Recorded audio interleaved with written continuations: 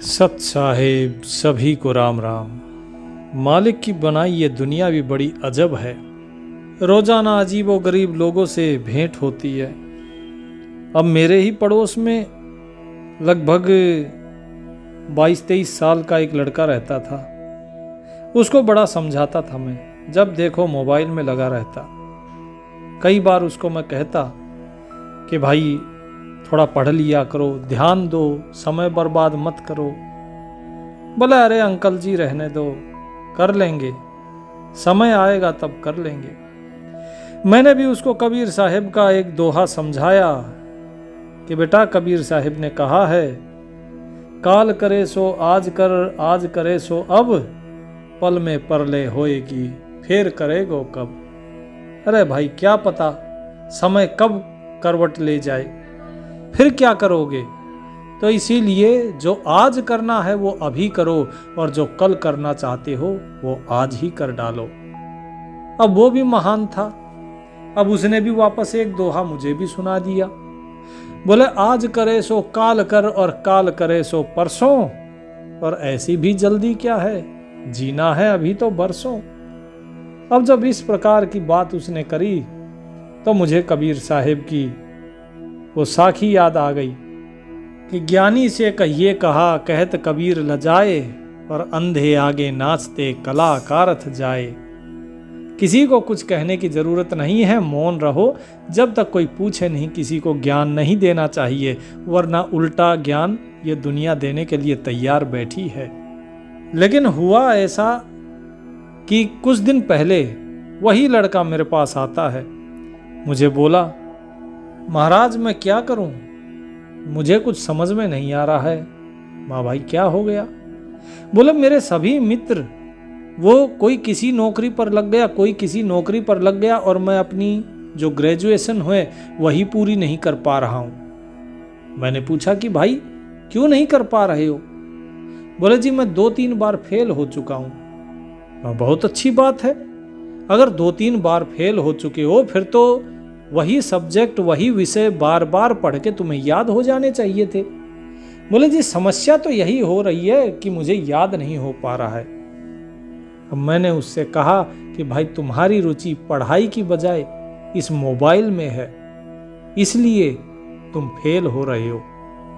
जो व्यक्ति मोबाइल बनाता है वो कभी मोबाइल देखता नहीं था, वो पढ़ा, उसके बाद उसने मोबाइल बनाया। और जिसने इस मोबाइल को देखा वो कभी पढ़ा नहीं, क्योंकि इस मोबाइल में अच्छी बुरी सारी चीजें आती हैं, लेकिन व्यक्ति की ये फितरत है कि वो पहले बुरी चीजें ग्रहण करता है, ना कि अच्छी चीजें। तुमने अपने जीवन को व्यर्थ कर दिया। मैंने तुझे काफी पहले भी समझाया था, लेकिन तुमने उल्टा मुझे ही दो दोहे सुना के और चुप करा दिया। बोला जी मुझे क्षमा मांगता हूं मैं उसके लिए, लेकिन अब बताइए मैं क्या करूं। मैंने कहा कि भाई समय का सदुपयोग करो, क्योंकि तुम समय को व्यर्थ कर रहे हो। बोले जी मैं कैसे व्यर्थ कर रहा हूं, मुझे समझ नहीं आ रहा है। तो मैंने उसे एक कहानी सुनाई कि एक बार एक गरीब निर्धन व्यक्ति था। बेचारे को बड़ी परेशानी हो रही थी अपनी जीविका अर्जन करने में। तो वो एक राजा के पास गया और राजा से मिन्नतें करी कि महाराज मुझ पर कृपा कीजिए, मुझ पर दया कीजिए, मैं बड़ा निर्धन हूँ, मेरे पास आजीविका चलाने के लिए कुछ नहीं है, और अब बताइए मैं अपने जीवन का निर्वाह कैसे करूं। राजा बड़ा ही दयालु था, उसे उस पर दया आई और उसने कहा कि ठीक है, तुम एक काम करो, घर से अपना बोरा वगैरह जो भी कुछ तुम्हें लेकर आना है ले आओ, और जितना सोना तुम ले जाना चाहो उतना ले जाओ। लेकिन याद रखना, शाम को जैसे ही सूर्यास्त होगा ये द्वार तुम्हारे लिए हमेशा के लिए बंद हो जाएंगे। तब तक तुम्हारे पास समय है, तुम जितना सोना चाहो ले सकते हो।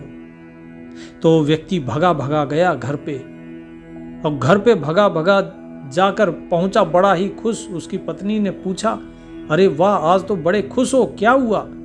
बोले अरे राजा के पास गया था और राजा ने कहा है शाम तक जितना भी सोना तुम चाहो ले जा सकते हो, तो मुझे उस सोना लेकर आना है। पत्नी बोली, अरे तो फिर तुम बैठ क्यों गए? फटाफट जितना हो सकता है सोना लेकर आ जाओ।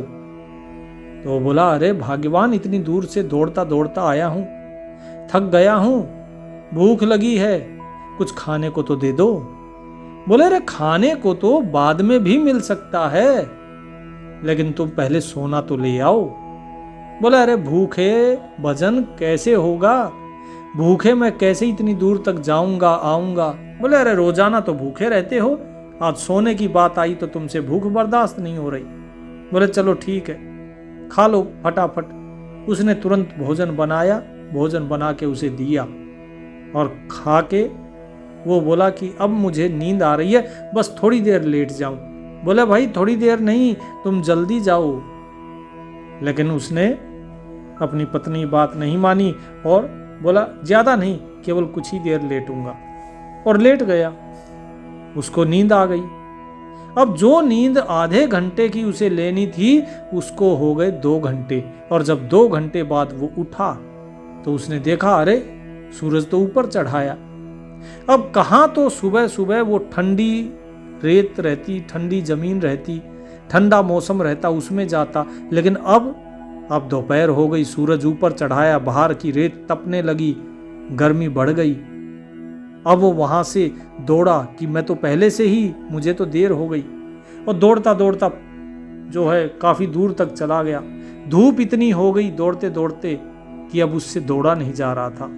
उसने सोचा कि थोड़ी देर एक पेड़ के नीचे बैठ के सुस्ता लूं, फिर चलता हूं। वो पेड़ के नीचे बैठा, ठंडी हवा चल रही थी और उस हवा में उसे फिर से झपकी लग गई, लेकिन इस बार नींद 2 घंटे की नहीं थी, इस बार नींद उसे आ गई 4 घंटे की, क्योंकि इतनी दूर से दौड़ता हुआ आया था और थक गया था। जैसे ही वो उठा तो उसने देखा कि आसमान पे लालिमा आई हुई है। उसने तुरंत दौड़ लगाई, माथे का पसीना पहुंचा। अब उसके मन में भय बढ़ गया था, इतना भयभीत हो रहा था कि पता नहीं मैं महल पहुंच पाऊंगा कि नहीं पहुंच पाऊंगा। लेकिन वो जितना जान लगा के दौड़ सकता था वो दौड़ा, और दौड़ते दौड़ते वो महल पहुंचा। महल के दरवाजे बंद होने वाले थे। वो दूर से चिल्लाया कि ठहरो, मैं आ गया, मैं आ गया, रुक जाओ, बंद मत करो। लेकिन इतनी देर में सूर्यास्त हो गया और महल के दरवाजे द्वारपालों ने बंद कर दिए। वो चिल्लाता रहा, रोता रहा, लेकिन उसकी सुनने वाला कोई नहीं था। द्वारपाल बोले कि तुझे सुबह से लेकर और शाम तक का वक्त दिया था, लेकिन तू उस वक्त में नहीं आया। वो बैठ के रोने लगा, सोच रहा था कि मैं चिल्लाऊं, रोऊं या अपने आप को कोसूं, मैं क्या करूं। तो उसने केवल अपने आलस के कारण अमीर बनने का मौका खो दिया, और यही चीज तुम कर रहे हो। तुम अपने आलस के कारण समय गंवा रहे हो। जिस मोबाइल के पीछे तुम पड़े हुए हो, क्या उस मोबाइल से कुछ हासिल होगा? एक बार सोचो कि क्या इस मोबाइल से तुम्हें आज तक कुछ हासिल हुआ है? कुछ भी तो नहीं, केवल समय व्यर्थ हुआ है। तुम्हारे माता पिता तुम्हें समझाते रहे कि पढ़ो, तुम पढ़े नहीं। लेकिन अब जबकि तुम्हारे मित्र सभी किसी न किसी कंपनी में ज्वाइन हो गए, कहीं ना कहीं नौकरी पर लग गए, अब तुम्हें लगता है कि ओहो, अब मैं क्या करूं। वो सब नौकरी पकड़ चुके हैं और तुम अभी तक अपनी कक्षाएं पास नहीं कर पा रहे हो, तुम अपना कॉलेज नहीं पास कर पा रहे हो। तो उसको समझ में आई कि मैं गलती कहां कर रहा हूं। वो उसी दिन वहां से प्रण करके उठा कि अब की बार महाराज मैं इस मोबाइल को हाथ भी नहीं लगाऊंगा। मैंने उसको कहा कि सबसे पहले अपना दिनचर्या जो है वो बदल लो, अपनी दिनचर्या बनाओ एक, और उसमें लिखो तुम्हें कितने बजे उठना है, कितने बजे पढ़ना है, कितने बजे काम करना है, क्या करना है, क्या नहीं करना है। उसने उसी प्रकार से बनाया और उस पर नियंत्रण उसने पालन भी किया उसका। अपने खुद के ऊपर नियंत्रण किया। सुबह जल्दी उठता, व्यायाम करता, प्राणायाम करता, थोड़ा मेडिटेशन करता। उसके बाद फिर उसने पढ़ाई शुरू की। इस बार उसका मन भी पढ़ाई में लग रहा था, क्योंकि वो इस नतीजे को जान चुका था कि मोबाइल कितना खतरनाक है उसके लिए, और आजकल का युवा इसी मोबाइल की चपेट में आया हुआ है। वो लड़का तो पास हो गया, केवल अच्छे नंबरों से नहीं बल्कि बहुत अच्छे नंबरों से, लेकिन इस समाज में 90% आज भी ऐसे बच्चे हैं जो मोबाइल की चपेट में हैं। उन्हें इस मोबाइल के मकड़ जाल से बाहर निकालना होगा, क्योंकि उनका समय धीरे धीरे व्यर्थ होता जा रहा है। ये कोई मेरा खुद का अनुभव नहीं, ऐसा नहीं है कि ये सिर्फ मेरा ही अनुभव हो। ये अनुभव आज से पहले भी होता रहा है। आज मोबाइल है, लेकिन इससे पहले खिलौने हुआ करते थे, उससे पहले कुछ और, उससे पहले कुछ और इस प्रकार जीवन के अंदर व्यक्ति अपने समय को नष्ट करता रहता है। कबीर साहब कहते हैं कि भाई ये समय बड़ा ही कीमती है, लेकिन ये व्यक्ति करता क्या है? ये अपनी जवानी को निकाल देता है इधर उधर की बातों में, और उसके बाद बुढ़ापे में ये चिंता करता है कि अब मैं क्या करूं। कबीर साहब कहते हैं, आछे दिन पाछे गए, गुरु से किया न हेत, अब पछतावा क्या करे, जब चिड़िया चुग गई खेत। कि अच्छे दिन तो तुमने पीछे निकाल दिए, और तुमने अपने गुरु के साथ प्रेम नहीं किया, और ना ही उस परमात्मा के साथ। तो अब पछताने से क्या फायदा है, जब चिड़िया ही खेत चुग गई। जब फसल पकी तब तुम्हें काट लेनी चाहिए थी, तब तुमने इस फसल की रक्षा नहीं करी, तब तुमने चुगने दिया इस चिड़िया को। चिड़िया क्या है? जितनी कामनाएं, वासनाएं, तृष्णाएं हैं जो आपके जीवन को नश्वर करती जा रही है, ये जीवन को समाप्त करती जा रही है। ये है चिड़ियाएं। तो कबीर साहब जो उस समय के युवा थे उनको समझा रहे थे कि भाई तुम अपने इस समय का सदुपयोग कर लो। मैं ये नहीं कहता कि समय का सदुपयोग सिर्फ तुम भक्ति में करो, अपने जीवन में भी इस समय का सदुपयोग बहुत जरूरी है, क्योंकि समय किसी का इंतजार नहीं करता। जो व्यक्ति समय के साथ नहीं चलता, समय उसे पीछे छोड़ देता है, वो पिछड़ जाता है।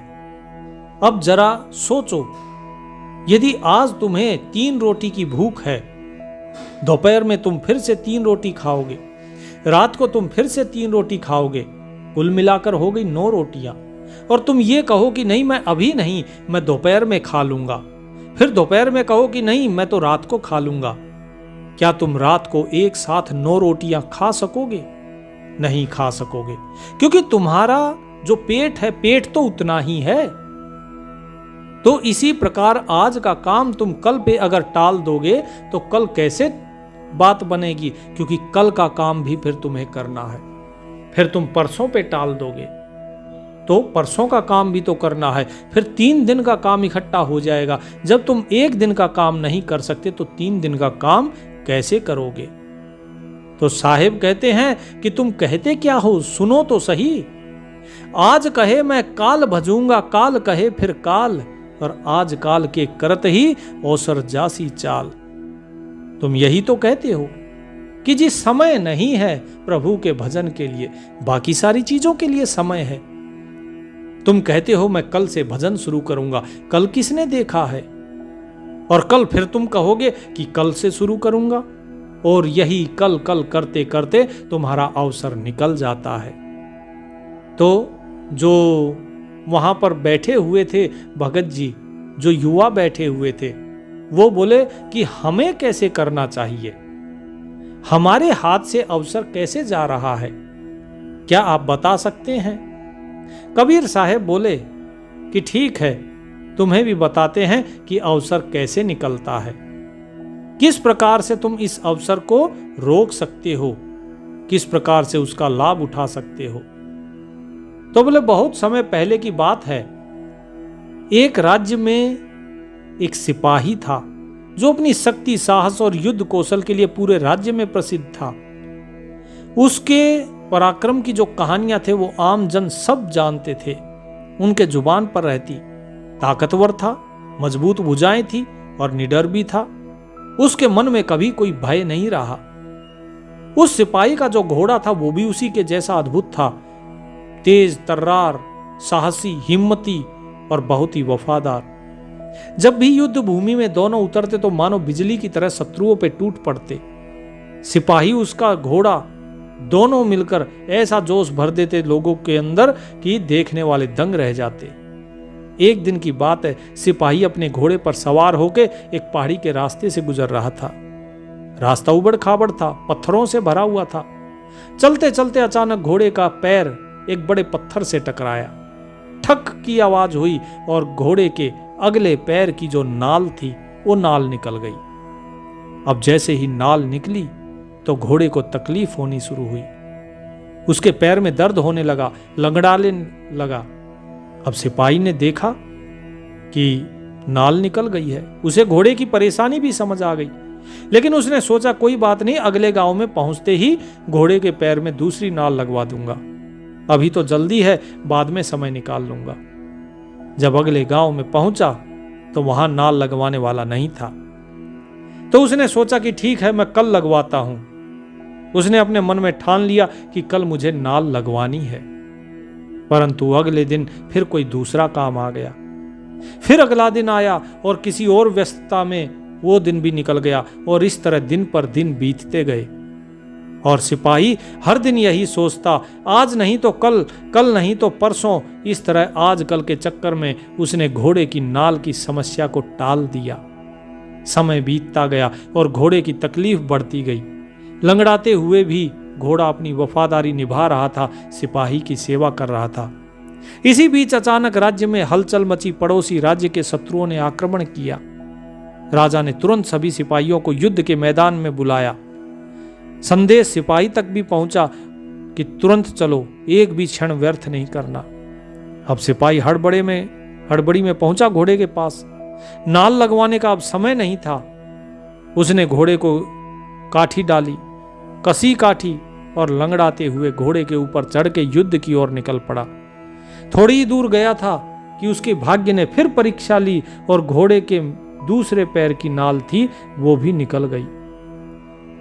अब घोड़ा बड़ी ही दर्दनाक स्थिति में था, केवल दो पैरों पे किसी तरह संभल के चल पा रहा था।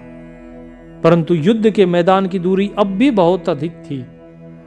आगे बढ़ते बढ़ते शत्रु की विशाल सेना सामने दिखाई दी। उनके पास बड़ी संख्या में सैनिक थे, भारी हथियार थे और तेज दौड़ते हुए घोड़े थे। सिपाही के जो साथी थे वो एक एक कर अपने अपने घोड़ों पर सवार होकर युद्ध के मैदान में उतर गए और उसके बाद धीरे धीरे पीछे भी हटने लगे। लेकिन बेचारा ये सिपाही क्या करता।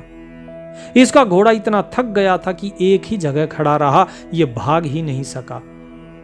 आगे बढ़ना तो दूर, पीछे हटना भी अब उसके लिए असंभव हो गया था। शत्रु सेना आगे बढ़ती रही और सिपाही वो असहाय खड़ा रहा, लड़ता रह गया। उसके साथियों ने आवाज दी, जल्दी भागो, यहां रुकना मौत को न्योता देना है। सिपाही ने घोड़े को दौड़ाने की कोशिश की, लेकिन सब बेकार। लंगड़ाता घोड़ा कुछ कदम चलकर फिर रुक गया। शत्रु सेना चारों ओर से घेरने लगी तो सिपाही ने अपने माथे पर हाथ रख के गहरी सांस ली और दुख के साथ कहा, हाय, यदि मैंने उसी दिन घोड़े की नाल लगवा दी होती तो आज इस संकट में क्यों फंसता। उस दिन मैंने समय रहते छोटा सा काम नहीं किया और आज इसकी भारी कीमत चुका रहा हूं। सिपाही और घोड़े, इन दोनों की कठिन परिस्थिति से जो राजा के अन्य सैनिक थे उन्होंने तो इन दोनों को बचा लिया, लेकिन यह घटना सिपाही के जीवन की सबसे बड़ी सीख बन गई। उसने समझ लिया कि समय पर किया गया छोटा सा छोटा काम भी भविष्य में बड़े संकट को टाल सकता है। उसी दिन सिपाही ने यह निर्णय किया कि आज के बाद कोई भी छोटा सा काम भी मैं कल पर नहीं टालूंगा। तो इस कहानी से तुम्हें शिक्षा मिल गई होगी कि कोई भी काम हो कल पे मत टालो, क्योंकि कल पे अगर तुमने टाल दिया तो कल तो काल के हाथ में है, कल तुम्हारे हाथ में नहीं है। क्या पता कल हो ना हो। जिस प्रकार सिपाही को मौका नहीं मिला कल का, क्या पता तुम्हें भी मौका ना मिले। काल करे सो आज कर, आज है तेरे हाथ, काल काल तू क्या करे, काल काल के हाथ। जो कर सकते हो वो आज कर लो, क्योंकि आज तुम्हारे हाथ में है, ये वर्तमान है, इस वर्तमान की कीमत समझो। जो करोगे वो इस वर्तमान में ही होगा, कल किसी के हाथ में नहीं आया। तुम्हें क्या पता कल क्या होने वाला है? क्या तुम्हें समय मिलेगा ये काम करने का? नहीं। इसी तरह कोई भी भक्त हो या कोई सांसारिक जीव हो, कोई भी हो, कल पर कभी भी अपने काम को टालना नहीं चाहिए। कबीर साहिब कहते हैं, काल करे सो आज कर, आज करे सो अब, पल में परलय होएगी, बहुर करेगो कब। पाव पलक की सुध नहीं, करे काल का साज, अरे काल अचानक मारसी, ज्योति तर को बाज। एक पल की सुध नहीं है, पता नहीं है हमें कि अगले जब हम पलक झपकाएं इतनी देर में क्या हो।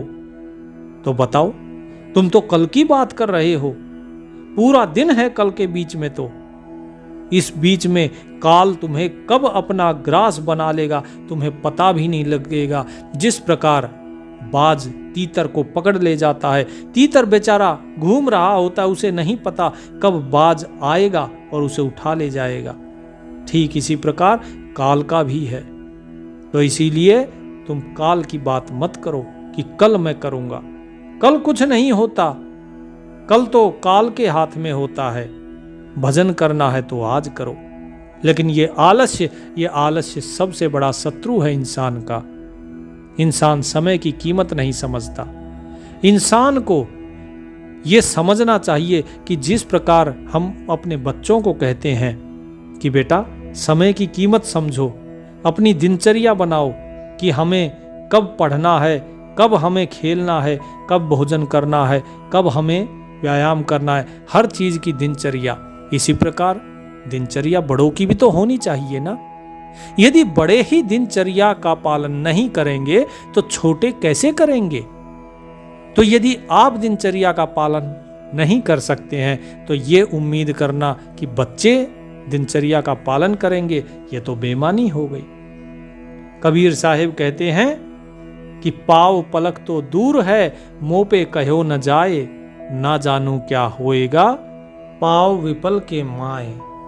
कि पल की छोड़ दो, कि एक पल की पाव भर को छोड़ दो। मुझे तो ये भी नहीं पता है कि अगले पाव विपल में क्या हो जाए। पल तो बड़ा होता है और पल के अंदर बहुत सारे विपल होते हैं। लेकिन जब यही नहीं पता कि पलक झपकते ही क्या हो जाएगा, तो तुम तो पल की बात कर रहे हो। पल तो बहुत बड़ा हो गया। तो इसीलिए कबीर साहिब कहते हैं कि भाई तुम इस सारी चीजों को छोड़ दो जो तुम कहते हो कल करेंगे कल करेंगे। कुछ नहीं होगा। जिस प्रकार घोड़े और उस सैनिक को तो उसके मित्रों ने बचा लिया, तुम्हें बचाने कौन आएगा? क्योंकि जो लोग तुम्हें ये कहते हैं अरे कुछ नहीं होगा कुछ नहीं होगा, कभी मरीज को देखा है? मरीज वैद्य के पास जाता है और वैद्य क्या कहता है? बोले आप चिंता मत करो, हम आपको बचा लेंगे।